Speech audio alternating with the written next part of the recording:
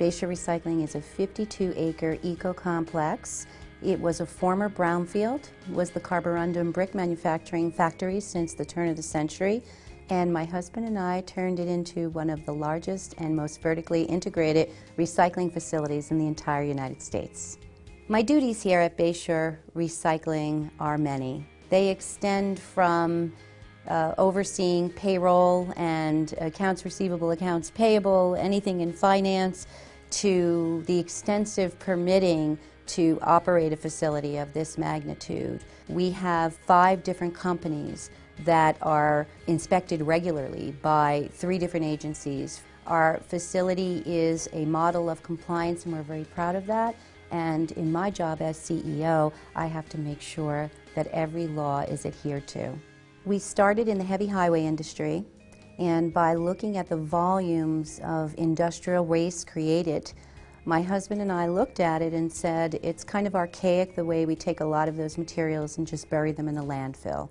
So in 1995, I formed Bayshore Recycling, a woman-owned business, and my primary focus was to take those materials and repurpose them and regrind them and to reuse them back in the heavy highway industry where they came from. So anything that would be concrete, asphalt, brick, blocks, steel, wood debris, or even total bridge reconstruction. It's amazing. People actually demolish bridges and put them on barges and send them to us to recycle for them, which is 100% recyclable for the most part.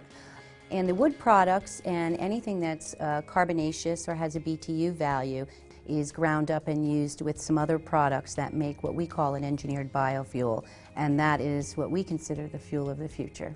Back in the 80s, when I started working with my husband, my approach was a little bit different. I was thinking about going in work boots and jeans and trying to fit in with the men. I thought maybe that would be a way that they would accept me more, but it wasn't me. So I went in as myself, which was wearing makeup and dressed up nice. And at first, men were curious, what is this woman doing on our job site? Why is she here?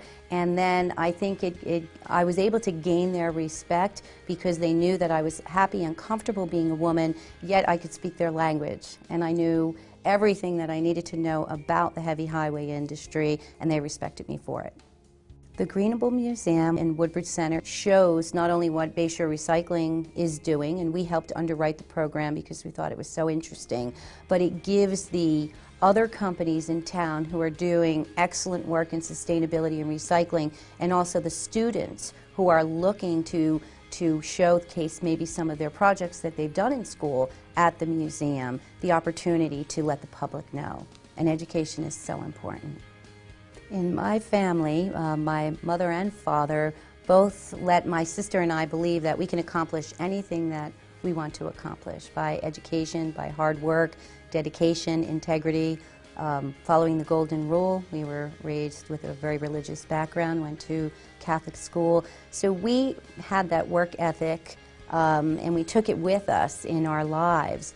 My sister and I helped build our mountain house in Pennsylvania. So we laid brick, we mixed cement, we helped with any home improvements that we did at our house. So it was never, that was a man's role. So I think that I carried that into my business.